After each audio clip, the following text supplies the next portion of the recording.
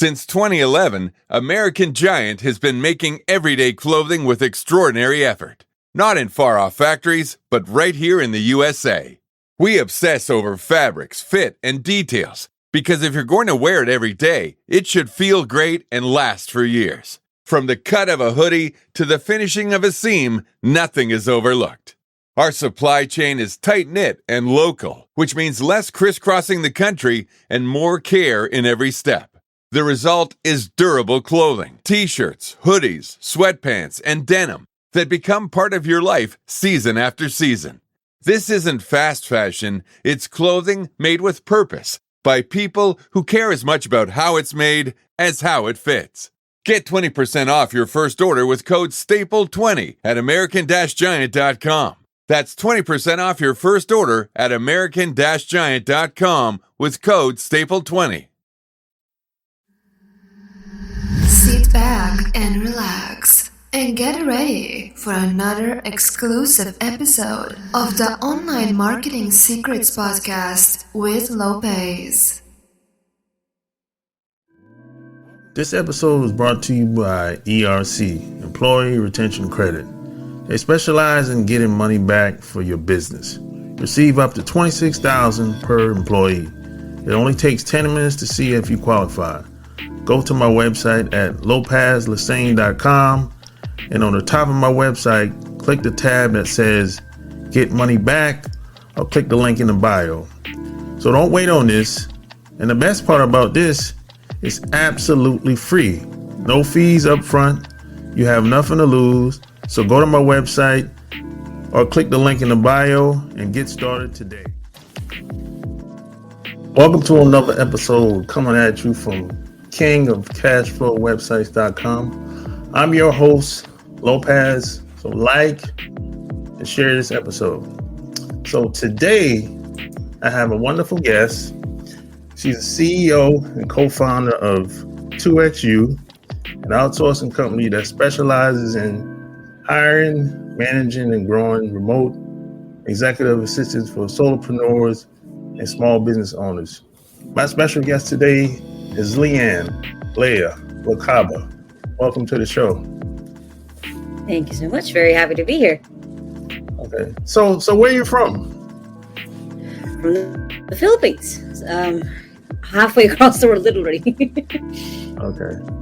So how did you get started online, and when did you get started online? So I started online when I was 15 years old. This was way back in 2011. I'm now 27. And it just started out as someone kind of messaging me wanting like, hey, I like the way that you write your blogs. Can you be a ghostwriter for me? And I was like, what's ghostwriting? But yeah, sure. I'll figure it out. Like, let's get started. At that time, working online wasn't even really a thing. I had figured out a lot of things myself, including like setting up PayPal.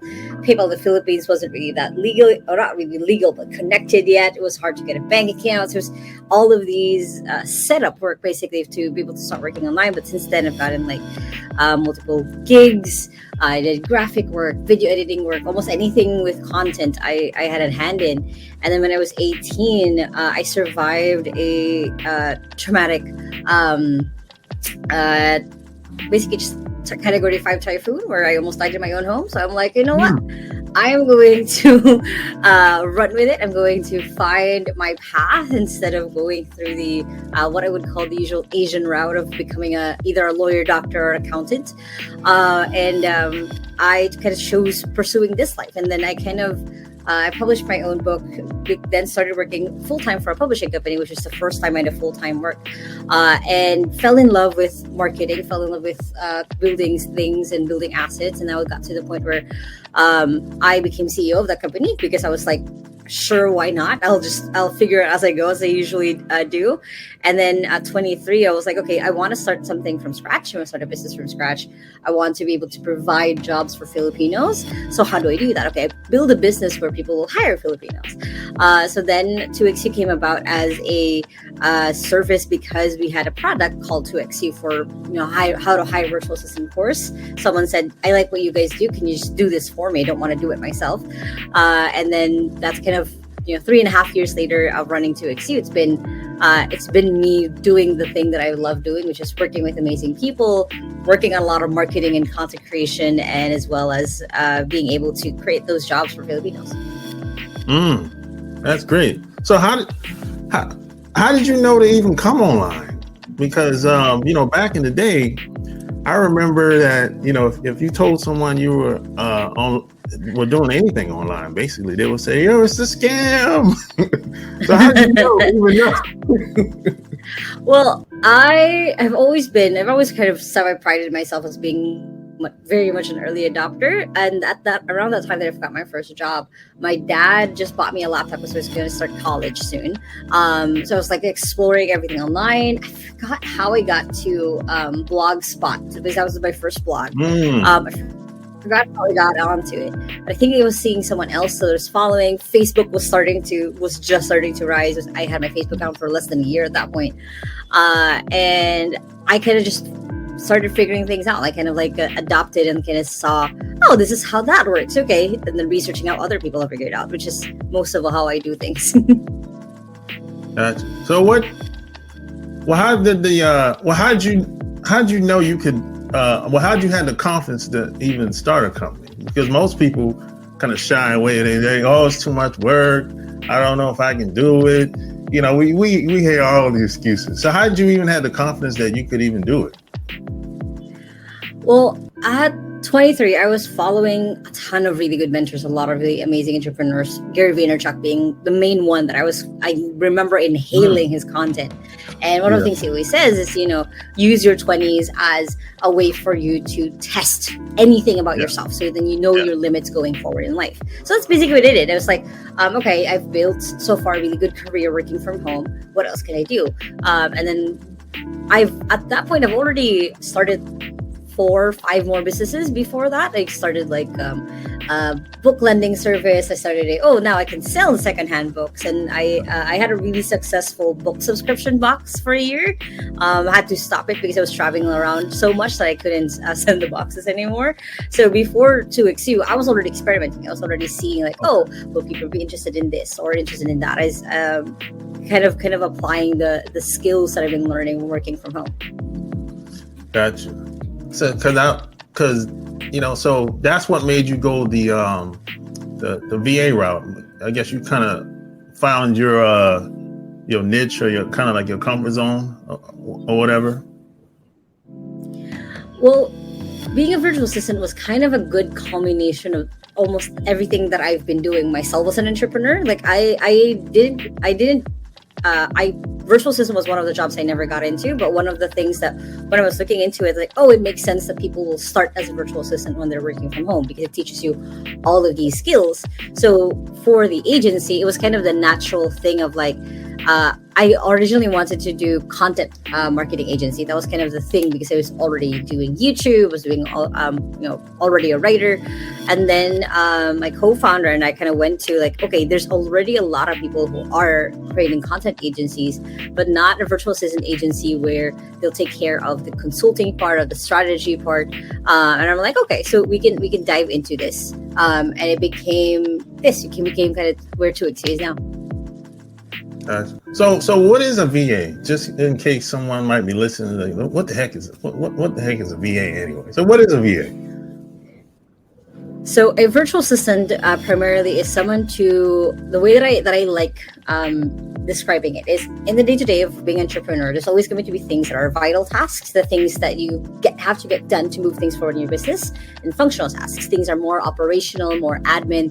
They need to get done to get things moving, but they're not necessarily towards growth. So as a perfect example, for you as a podcaster, you showing up for these podcasts, that's your vital task. But the rest, booking guests, replying to them, making sure that they show up to the right Vidyard, making sure that they are, after the podcast, that they know when their podcast episode is coming out, promoting it, creating, repurposing all the content. That is what a virtual assistant can do. It's not to say that they can do everything else in your business, but they can do the minor stuff of taking care of you, supporting you, so you can show up for those vital tasks. So because people usually think, virtual assistant, they only do calendar management, inbox management, but they can be so much more than that if you build a good relationship and systems behind them as well. Gotcha. So who's your ideal client today? Is it small businesses, big businesses? Is it tech, or companies in the tech space, or who is it? So far, like recently, just because we've upgraded a lot of things into XU, it's definitely the solopreneur who has some team, but they don't have their own virtual assistant yet. And it's mostly service-based businesses, like their consultants, their authors, their coaches. Those are the people that we've been mainly liking working with, mostly because it's easy for us to create the systems around them. Just because when we first started getting our first round of clients, it was mostly service-based entrepreneurs as well. So, but it's ideally that of like, okay, you've built a business to a point where you know how to make money, you're making revenue. You might have hired a few people to help you with delivery, but you don't have an assistant to help you get on track. Gotcha. So how did the books come about? Because this is, I have 3 books as well. Now, writing is my favorite thing to do. So how did the books come about? Same thing as you. Writing is one of my favorite things to do. Okay. Probably not part of my vital tasks all the time. Sometimes I do it just for fun, but it's something that for me, when I learn something, I have to write it down or else I'll forget it, even if I watch the video 10, 20 times over. And it's the same thing with just how I process things. I write things down. So writing up books has been kind of one of the greater pleasures, because like, hey, this actually will get seen by someone. This will help someone have the clarity on the decisions they're going to move forward. So that's kind of how all of that started about. And your YouTube channel as well. How did that come about? I like your channel, by the way. Thank you. So the channel was, so I started out doing more videos because I'm very shy introvert about 4 years ago. I wouldn't say that anymore. And I was terrified of public speaking. I would literally not be able to eat, or else I'll vomit right before doing a speaking gig. And videos seem to be a natural thing to get off of that fear, because I'm just talking to my phone. And it started with my sisters asking me, like, at that point, we were 16, 17. I have 2 sisters, and they were asking, like, hey, how did you do this when you were younger? How did you find jobs when you were younger? So I would literally just whip out my phone. Any time that they had a question, I would whip out my phone and answer it. And then I did one video a day for 100 days. So in my Facebook page, I have like 120 videos. And then it started out like, hey, I can do this for longer content, because it was only doing 5 minutes of video that tested out on YouTube. So that it became more on YouTube. During the pandemic, of course, my videos started popping off because I was all about how to work from home, how to find jobs from home. And now it's kind of shifted into how to have a remote business. Like I do both sides now, of how to become a virtual assistant and how to hire and manage a virtual assistant. And so far, it's been really, really fun. So speaking of the pandemic, were you virtual before the pandemic? Or how did the pandemic affect your business, if at all? Not at all, because I got my first client for TrueXU October 2019, hired my first person February of 2020. It took us a while to find someone good for the client base. Of course, it was our first client. We were figuring a lot of systems out. And of course, everything shut down March of 2020. So 2XU technically has always been remote. And even before that, like I always never wanted to work in an office. I've only really worked in an office like for 3 months when I was taking a on-the-job training. That was the only time that I had an office job, but most of it has been working remote. So during the pandemic, it was not really much of an adjustment. It was just an adjustment for the people we were hiring. We were able to give them like the guidance and okay, how to keep productive, the key habits you can do, so on and so forth. Gotcha. So have you spoken in front of large audiences? Oh yeah. Literally, I was counting it today. I did 7 speaking gigs already in quarter one, closing out. I just did one yesterday. Yesterday, I even had, it was all Zoom though, so I kind of counted, kind of don't. We had 190 people in the Zoom room, but in February, I did 2 speaking gigs, where one was in Thailand, where I spoke in front of like 200 people, and one was here in my city, where there was like 300 people. So I've been getting around since the pandemic is kind of opening itself out. That's good. I haven't. Hey, let me ask you a question. Are you tired of struggling online, not getting the results you want? Maybe you just need some help. If that's the case, go to kingofcashflowwebsites.com/secrets. And the best part about it, you can learn from the best of the best. You can learn from some of the best marketers in the world. Plus, it's absolutely free. It's absolutely free. So don't wait on this. Go to kingofcashflowwebsites.com/secrets. Back to our Red Schedule program. I think the most I've ever spoken in front of is just over 100. Yeah, no more than, and I'm always nervous. You never get over that. Until now. Until now, I'm still nervous right before, even if it's a Zoom one. Yeah, it's never I don't know. Someone told me if you're not just a little bit nervous, something's wrong. Yeah. Yeah. So there's something missing. Yeah, that's what I've been told. They say you never get over, just speaking in front of someone for the first time. But I've noticed that once I get started, the nervousness goes away. Yeah, you just know that you just have to get through it. Yeah. So you have a new book coming out soon, right? I do. So I was hoping to finish it this quarter, but I got taken away by so many other amazing projects. AI, namely, which is one of the reasons why. So the book that I'm writing is basically how to successfully hire your first virtual assistant. So if someone's never done it before, it's kind of a complete guide that I've written out. And the reason why I add AI in there is now that with ChatGPT and all of the other AI tools that have been coming out, I've been rewriting parts of it of like, hey, you can use AI to write, the job description. You can use AI to create the skills test of how you're going to make sure that the VA actually has the skills you need. So I've kind of rewriting it a little bit in the background and using it as a reason at the same time to procrastinate and not finish it. Yeah, gotcha. So when it comes to being online today, and you've been online for a long time. You came online around the same time that I came on, basically. Do you think it's much easier today than it used to be back in the day? Oh, yeah. Yeah, go ahead. It is, but also it might feel like I like the analogy of a water pipe drowning through your nose, because there's so much information of how to get started, how to do it, the quick rich schemes of like I saw the other day that someone's saying like, oh, for 2 hours on ChatGPT you can make $200, and I'm like, how? Can you really? So there's like things like that all the time now, so it is easier. But you have to learn how to filter and sort out the things that are just fluff. Yeah. That they, if you go to that on your resume, it looks weird because you've only did that for 2 months, because 2 months after that it was already gone. So it is easier, but it's that filter that you have to learn. Yeah, I remember. I always tell people Amazon really changed the game, because the reason why I say that is because back in the day, when it came to affiliate products or just selling anybody's products, man, they would pay you whenever they felt like it, if ever.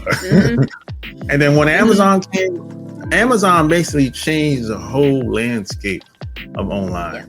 Yeah. People started kind of like saying, okay, we gotta step our game up. We gotta have standards now, But one thing that hasn't changed is you have the people make big promises and don't deliver, and people sell anything.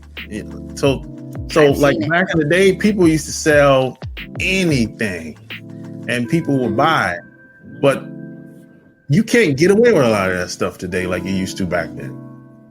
Can't anymore. It's there's reviews, there's TikToks going viral talking about your product and why they shouldn't buy it. So it's a much more, again, that filter. People have kind of learned how to use that filter of like, hey, I don't think this is a good product, or I don't think this is a fit for me, or hey, this is something I want to have. Yeah. So how do you find your prospects or your ideal client? Is it online mostly, offline, or do these people find you the majority of the time, or what? It's been a mix. So for most of the time, we do have a business partner. We've 2X is partnered up with one of the bigger accelerator programs in Australia. So then we've been getting referrals from there. Other parts is, of course, clients refer us to their friends or the people that they know. And then for social media, it's only really started, like, I think last year, that I've consistently been getting leads from like YouTube or from like the content that we post on Instagram or LinkedIn. So it's been a good mix. Like, that's kind of like where I love creating content, because then whenever someone thinks like, hey, I want to work with 2XU, they look at our website like, oh, they have a ton of content where I can learn from. It kind of creates that trust and confidence in working with us. Gotcha. So if you had to start all over today, and with everything that you know right now, would you do anything different? Oh yeah, mostly on the systems on taking care of people. That was kind of where I didn't really have a lot of experience on. Even though when I ran the publishing company, it was easy because like people were assigned a book. They weren't really assigned to just one author.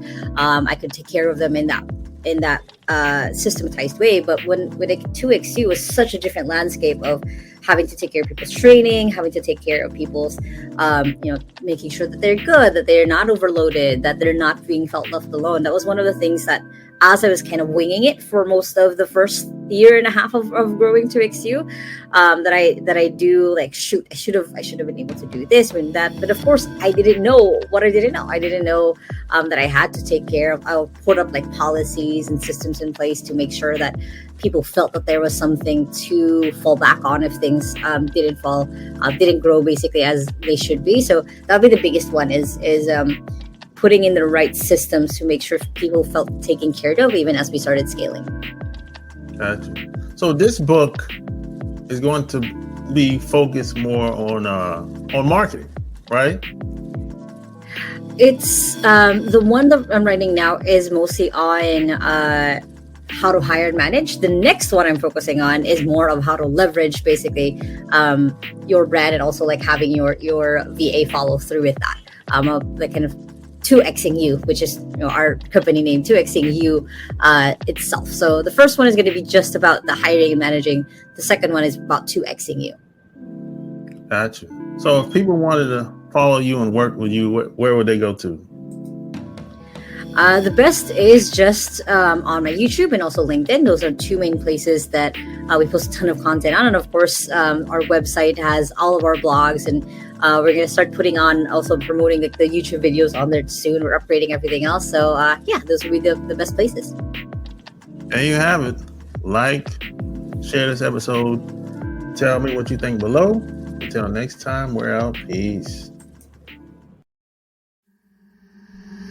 Thank you for listening to another episode of the Online Marketing Secrets Podcast. Subscribe at thekingofcashflowwebsites.com or for free on iTunes. That way you'll never miss another show.